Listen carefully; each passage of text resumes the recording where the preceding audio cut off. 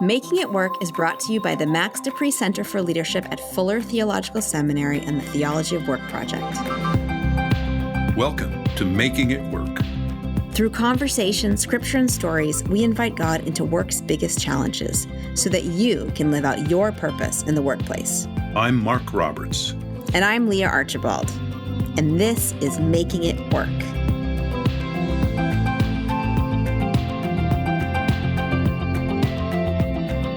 Interacting with customers and clients can be stressful. If you're one of the over 5 million customer service representatives working around the world today, you know what it's like. Customers take their frustration out on you. They ask for special treatment, and they fail to understand why your hands are tied when the request goes against company policy. Even if you're not a frontline CSR, you likely experience similar stress dealing with coworkers, bosses, or clients. Our guest today will show us how an active relationship with God can get you through the workday, fulfilling your calling to serve others in Christ's name. Ron Johnson has worked in customer service call centers for over a decade, both as a frontline customer service representative and as a manager. And he is author of the book, Customer Service and the Imitation of Christ. Ron Johnson, welcome to the Making It Work podcast. Thank you, Leah. It's great to be here. It's so great to have you. So I wonder if you could give us an idea of the typical stressors you face when you're dealing with customers. Well, when you're in a customer service call center, it depends partly on what type of company you work for, what kinds of questions people are calling about. But for me, working for a bank, I can talk to sometimes 90 to 100 people a day. So the first thing that really hits you is the sheer numbers. That's more people than I know. Right. And the sheer numbers of it just is the first thing that hit me when I started doing this job. Is just after a day of talking to that many people, it's all a blur. And you really get to the point where you don't even remember sometimes what the very last call was that you were on. Mm-hmm. And yet then when you will speak to someone and they'll say, "Well, but I talked with you earlier this week. Don't you remember me?" And the funny thing is, Jenny, don't you remember me? Right. So I think that was the main thing that really hit me at first, was just the fact that I'm not used to interacting with people so fast and so furious. And even when you have a nice interaction with somebody, you can't take just a moment to smile about it because there's a little beep in your ear, and then the next person comes in and they may be yelling at you. A lot of them do. A lot of them are angry. And then you immediately have to fight all these defense mechanisms. You want to find ways to either transfer them to somebody else or give a quick answer and get them off your phone. What I think, is the most challenging thing about this is the pacing of it. Just the fact that there is this fast pace of people coming at you. You don't know what the next one's going to be and so on. And yet at the same time, you also know that people are listening to you. You've got quality people within the company who are listening to recordings of these, and they're going to rate you on whether you forgot to say this or didn't say that quite right. And then at the same time, you've got your team leaders looking at your statistics to see if you're answering the calls quickly enough, because they want you to be under, it's usually under about 5 minutes, at least in my experience. They'll have it out in seconds, like 300 and some seconds. But the overall effect is that you really don't feel like you're interacting as a human being with other human beings. What you feel is that you are on all the time, that you are, in a sense, performing, and you're performing for audiences that are just, flashing by one after another and interacting with you. And it's really unlike anything I had ever done before I went into this business. Well, this sounds fantastically stressful. Yeah, my anxiety level's already up just listening. I'm ready to be like, thanks, we're done for today. That was enough interaction for me. And we should say that this is, for many people, this is their first experience of work. This is an entry-level job for many people in many parts of the country. Right. Yes. Many of the people that I work with, I have people that I work with who have done it for 30 40 years, and I don't even know how that's possible. To be honest, my experience is that this is a job that is very hard on the soul, and that it's not just psychologically hard, but it is hard on you as a spiritual person. It can be very difficult unless you can learn how to turn it into a spiritual practice like I've done. But the it is something that people do get into right in the very beginning, and that for me was the irony of it. Then I got into this from getting a PhD. Not in customer service, we should say. That's right. Yeah, my PhD was in the field of philosophy, uh, the most theoretical kind of thing you could possibly be involved in. But I just wasn't able to get a full time tenure track teaching position. And my wife and I had just had our first, what turned out to be our first and only child. But I needed to get a job, and I needed one right away. So that was back then, just to what you were saying before, Leah, that many of the people who I work with are either straight out of high school or working through college, or they started years ago straight out of high school and they've been stuck in it ever since. And you say it's hard on the soul. What do you mean by that? Well, it's hard on the soul, first of all, because it is, like I just described, it's unnatural. I think part of what is good for the soul is interacting with other human beings in human ways, and to be able to laugh together, to talk together, and so on, and to be yourself with other people. And as I've already described to some extent, we are, when we're on the phones as a CSR, we are not only being listened to and being evaluated, but we're also scripted. Management has certain things that they want us to say in certain ways, and then we're evaluated by the extent to which we deviated from the script. An example of that is that I may, in certain cases, I may have done an excellent job of solving a problem that the customer was calling about, even to the point where they're effusive about it afterwards. It's like, I didn't think it was going to be this easy. Thank you so much, and so on. And then I got marked down because I didn't say before I started helping them, I will be glad to help you with that. So the reason why I say it's hard on the soul, then, first of all, is just because it's unnatural, because it's scripted. It's all those kinds of things that make it very difficult for you to interact with these people on the phones. But I also believe, to a great extent, that if you're not careful in this business, you really do sell your soul. You're selling your soul because you're renting out your total personality in a way that I'm not really convinced that we do in other lines of business. We have something called, besides the recordings, we have something called screen capture. When our managers listen to the recording, they can also see a recording of the screens that we went into. So it's visual as well as oral. So they can see exactly which steps we took and so on, and they will even criticize that. Why did you go to this screen? Why didn't you go to this other screen? The point of all this evaluation process is to turn us into exactly the kind of CSR machines that they want us to be. And so that's why I say it's not good for the soul if you let that process, if you accept it passively. Then I believe that what you really are doing is selling your soul just for a meager paycheck. But you're going to tell us how not to do that. So I feel like you brought us to a cliffhanger, because I'm feeling pretty down on this job of being a CSR, and I know that you've done it, for many, many years. So tell us how you cannot sell out your soul in the work of a CSR. The way that I learned to do that, Leah, was to make customer service a spiritual practice, specifically the spiritual practice of the imitation of Christ. When I started out this job, the scripture that spoke to me most personally was first chapter of Mark, verses 40 to 45. where Jesus is approached by a leper. And it's typical for us. It's the expected thing. A leper comes up to Jesus. Jesus is going to heal him.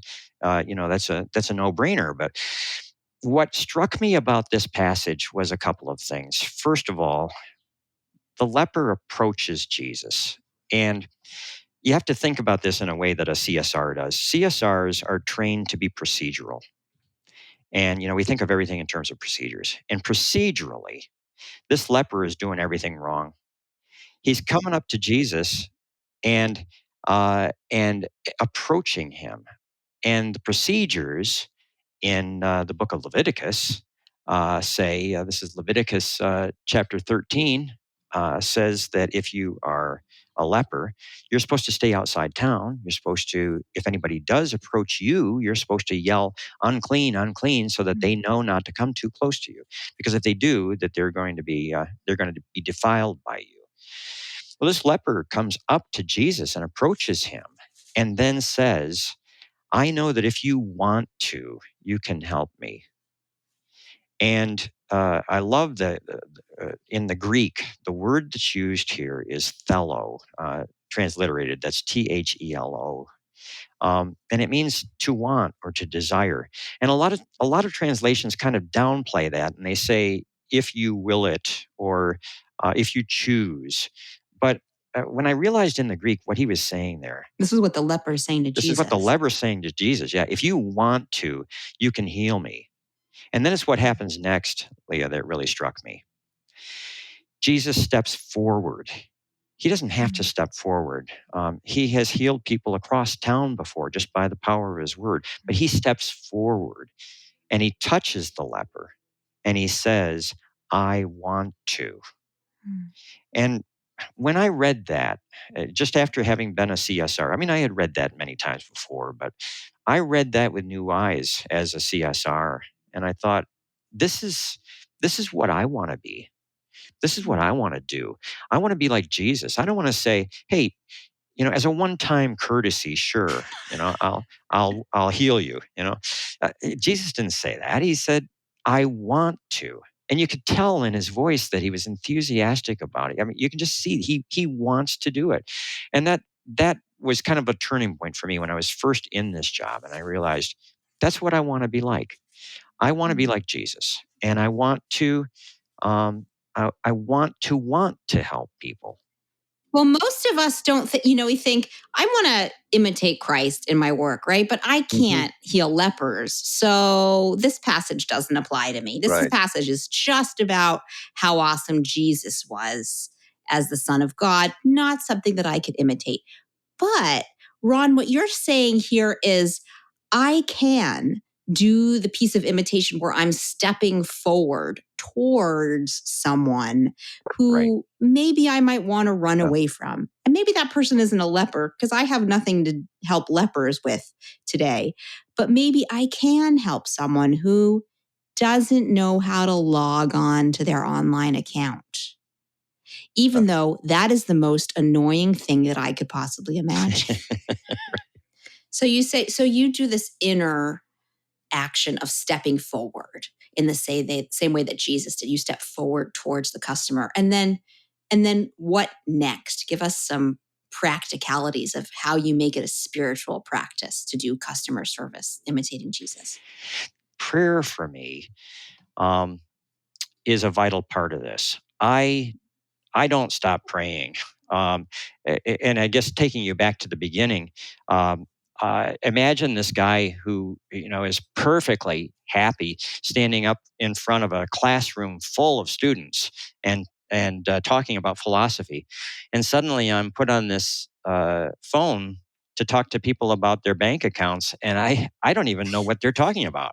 Half of the questions I don't even understand, so I'm terrified. And I'm all alone. You go through training, and after a certain amount of training, then they cut you loose. You're on your own, except for the fact that they're recording you, and then they're going to critique you later. You feel, or at least I did, extremely isolated. You're all by yourself on this phone. Nobody else is with you. And so for me, it began, with I pray not only before I work, But then I just kept praying while I was working. And in the book, I call this a three-way CSR conversation. We were trained in the training, we were trained to do a certain kind of conversation with a customer. You don't just sit and listen to the conversation, but you take control of the call, meaning that you ask probing questions that are pertinent to exactly what you need to know in order to help the customer. And then you help the customer, and then you get them off the phone as quickly as you can so you can take the next call. I started experiencing a three-way CSR conversation where they're saying something to me and I'm thinking to myself, Lord, what are they talking about? And then they're saying more. And then I'm thinking, okay, Lord, are they saying such and such? So I'm constantly referring back to God to help me just to understand what the question is. And then I'll say, I'll be glad to help you with that. Let me put you on hold for just 2 to 3 minutes while I look that up. And then I put them on hold and I say, okay, Lord, what are we going to do here?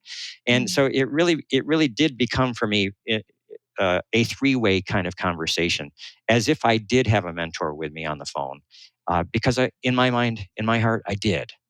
So as I continued then to do it that way, what I found was that God was constantly reminding me to have compassion instead of the natural reaction of just wanting to, see how easily I could get this person off the phone.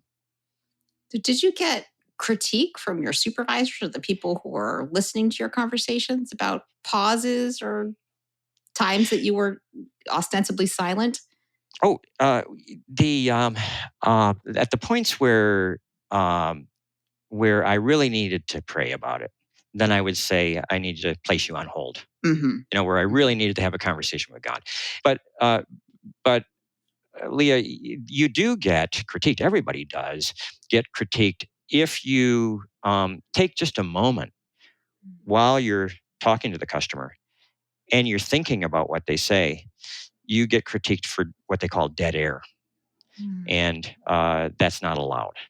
And to be very honest, as a customer, I certainly don't like dead air. If I'm calling and talking to a customer service representative, and they say nothing for several seconds, all of a sudden I will feel prompted to say, "Hi, are you still there?"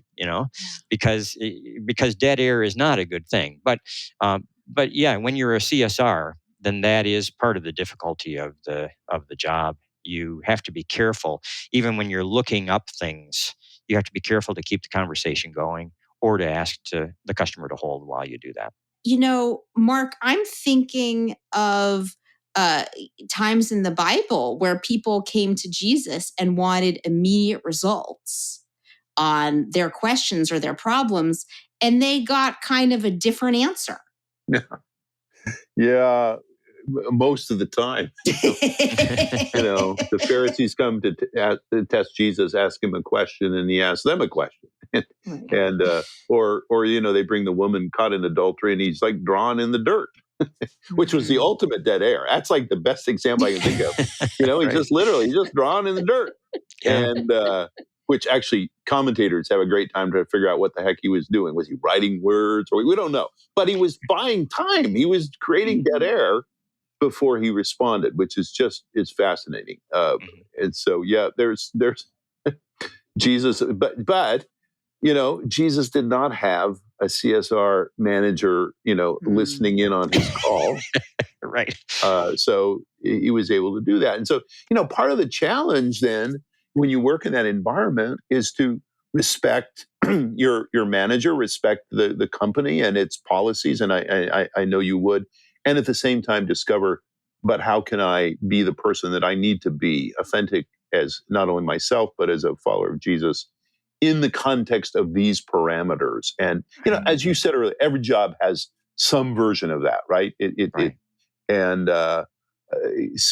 that's it's quite a challenge. And it sounds like sometimes you have chosen, to take a risk and not to, flat out violate company pride. I mean, the thing you're not doing, by the way, just saying, is you're not saying to filling the dead air by saying, well, that's a really good problem you have. I'm going to pray about it right now and start praying out loud on the call, Right. which I think would probably mostly not be appreciated.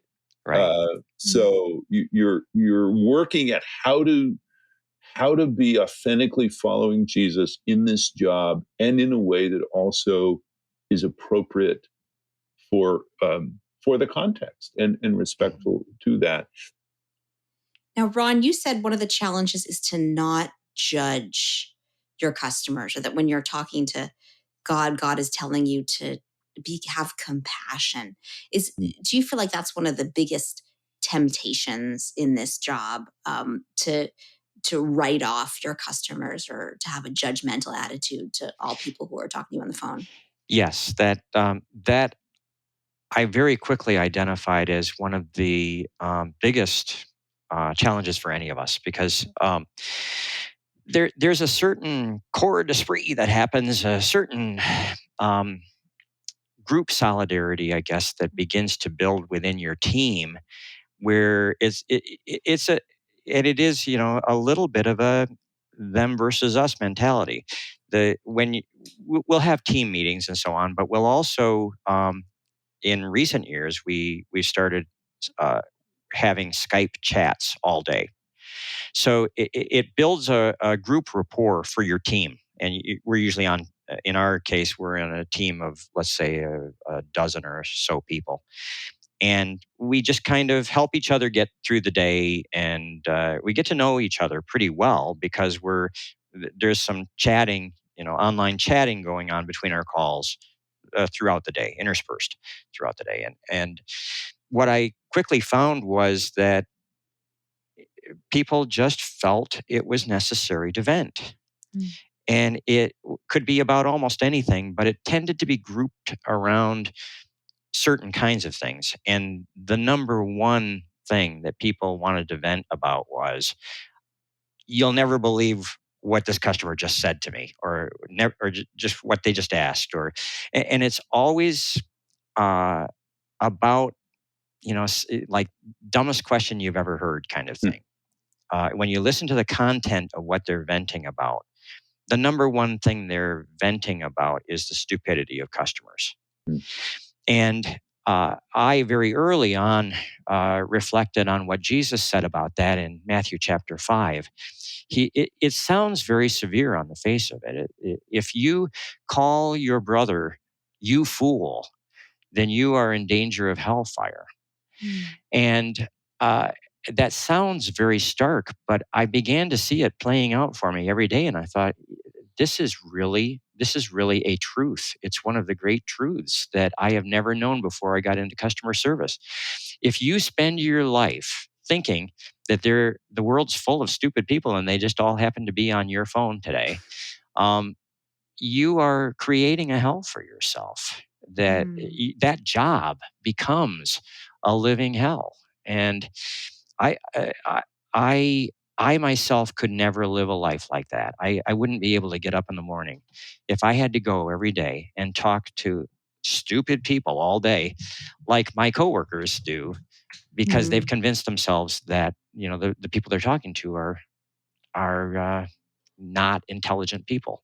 What I found instead is that as if I'm tempted in some cases to think, that was kind of a dumb question.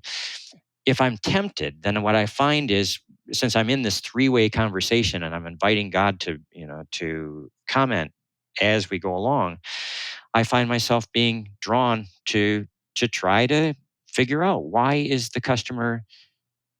aren't they getting it? Why, if I've had to repeat something 3 times, how can I say it differently? What is it that I'm not communicating? And and so on, that kind of thing. It's just that I think there's 2 different ways of approaching it. You either approach it as, I'm going to judge the people who come to me, and I'm going to be thinking that they're dumb or something like that, or I can approach it with the compassion of the Christ whom I want to imitate, and try to understand the people on the phone rather than judging them.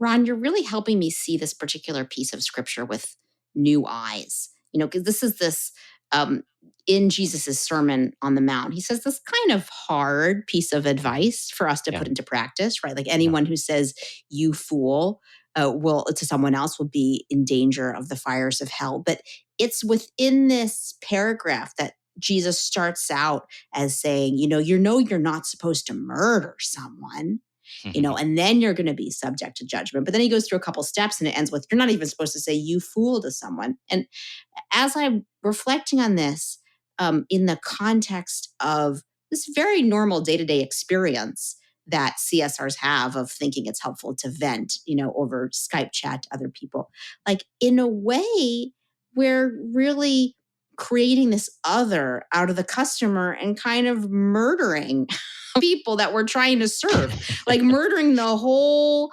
category of customers, by just, ripping them to shreds in our Skype chat.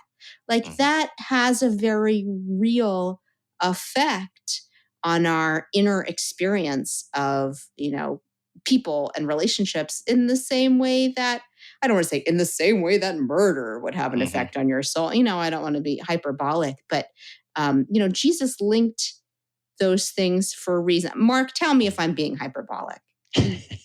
You bring me back into you are, but sense here. Jesus was being hyperbolic too. Right. I mean, he was exaggerating for a purpose, and no, I think you're really getting at something. I want to share a story because this is related. It's exactly what you're talking about. But one of the first times I ever observed this, now it wasn't with customer service. It was actually with a teacher. Dallas Willard, you may know the name Dallas Willard, wrote some amazing. He was actually a philosopher. You would know that, Ron. I mean, a serious philosopher as well as an amazing Christian writer. And many, many years ago, when I was working at a church, I had him come to give some lectures. We would get a lot of interesting people from the community. Well, one day he was giving this lecture, and one of the people from the community, who was quite unusual, asked a question in the Q&A, and it was just, I was so embarrassed, right? Here I got this wonderful thinker and philosopher, and this question is awkward, and I don't even remember what it was, but it was just bad, right? And I'm judging the guy, right? I'm thinking, you fool. Yeah. So Dallas is listening, and he gets done, and first of all, he looks at the man. He says, "Thank you for your question." So what I hear you asking is this, and he reframes it in a way that actually I think was probably what the man was trying to say. And then he answers it. And he does so with such love and respect. Number one, I felt ashamed. I felt ashamed of me, that I was so judgmental. You fool. That's what I was doing to this guy. And also I thought, that's exactly like Jesus. And I want to be like that. And I don't know how often I've been able to be like that, but because that was like more than 30 years ago in my life. But I remember it was just such an amazing example to me of exactly the kind of thing you're talking about in a different line of work.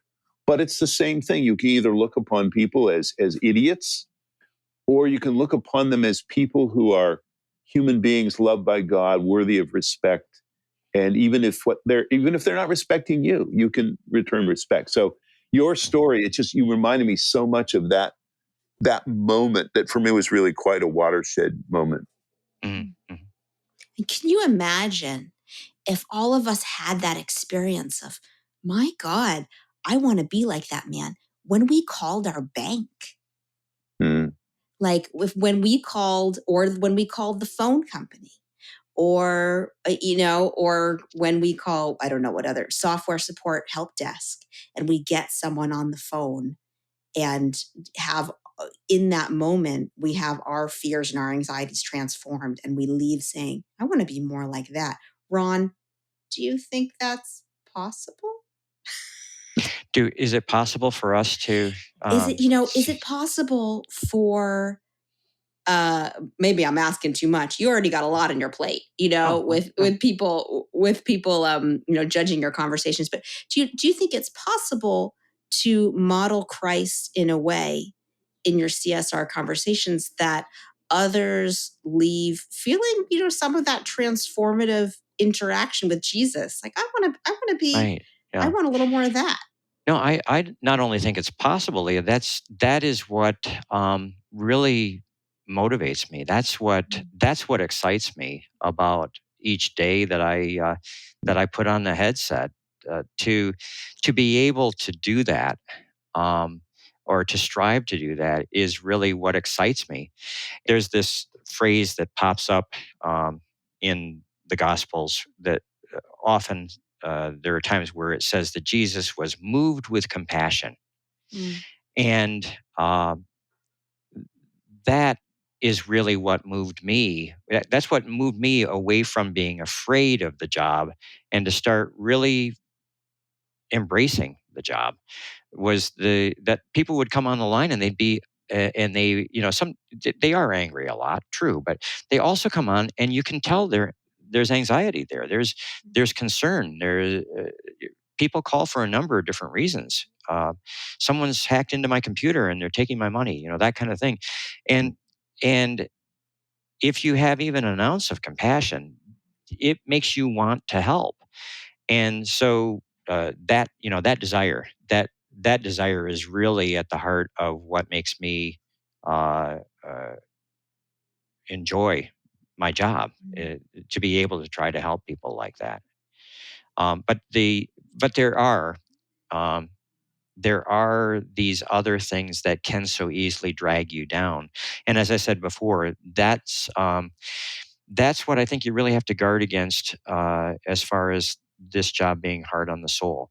I've mentioned that uh, a few times that you get evaluated. Mm. And I believe that the hardest part, when I talk to other CSRs, I feel it's the same thing. The hardest part about this job and the hardest part on the soul is the concern that they have for how the statistics are going to come out this month, how my stats are going to be. I spent too long on that last call. That's really going to drag down my AHT, which is my average handling time.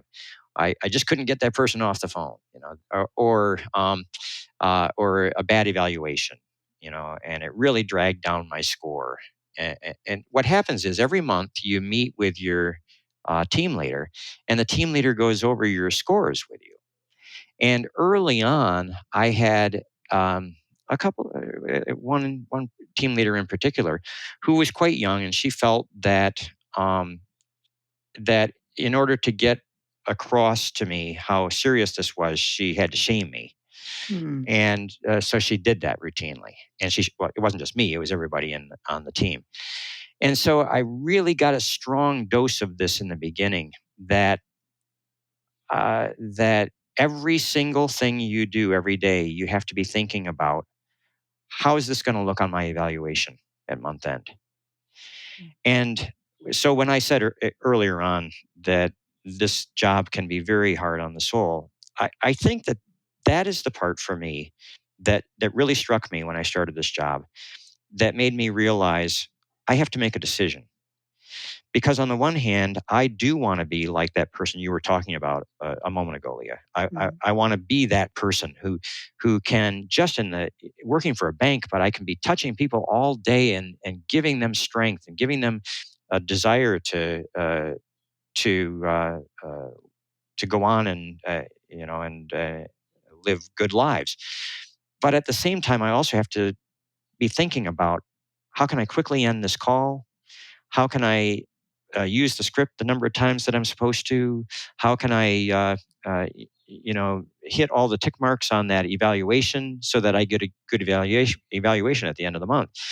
And what I finally realized was I truly had to make a choice. And I don't mean to be melodramatic about it, but in my case, at least, especially with the particular supervisor that I had, I realized that it came down to what Christ says: no man can serve two masters. You cannot serve both God and mammon. That mammon, that Greek word, mammon, is just referring to wealth. But in my case, I mean, it's not wealth. Nobody ever got rich being a CSR, but what I had to do was make a decision. Am I here in this role as a CSR serving God, or am I serving the scorecard? That's basically what it came down to for me. And when I made that, I realized I had to make that decision. And then when I made that decision, then yes, there were times when there were awkward moments when I had to go into a scorecard session and had to really kind of defend myself. Why didn't I do this or this or this, or why didn't I shorten the calls and so on? And it was a deliberate decision. It was something that I simply had to do. Yeah. And this is from, just to remind our listeners if they want to look it up in the context. This is from Matthew chapter 6, verse 24, where Jesus says, "No one can serve two masters." And, I'm hearing it in a different way as you speak, because I think your job is literally customer service. I mean, who you're serving is theoretically in the name of your job. Yeah, it is. And yeah. yet, the metrics of your job or the incentives sometimes, go against the name of the job, which is customer service. Sometimes it's, you would think that your job is to serve your timeline or your managers, and obviously you're have this difficult dance of trying to do both and at the same time, which only, which maybe you can't regulate, but your faith can regulate. Right. When I started out, then it was really a deliberate decision. And for me, early on, then about the time I wrote the book, I was rather militant about it. I was, I was decisive in choosing. I'm going to do what Jesus wants me to do, and I'm not going to try to hurry people off the phones. But I've been doing this for a number of years now. I've been doing it since the year 2000, actually. So I've been doing it for over 20 years. And I have learned over these years to be much more mellow about it and to trust God. And it is very possible, I have found, to keep the AHT goals. And I just had to get better at my job. I just had to give it time, and I had to know my material better, and I had to trust that I knew it, and I had to learn certain things, like if you don't sound confident, the conversation ends up longer, because then the customer isn't assured by you. So then they keep asking more questions because they feel your lack of confidence. So just little things like that. I learned to refine those. God taught me to refine those over the years. And I've been staying within goal now for let's see, what's it been? I think it's been the past 10 years or so. I can do it, and I know now that others can do it as well. But I don't do it while sacrificing service to the customer. The service to the customer comes first.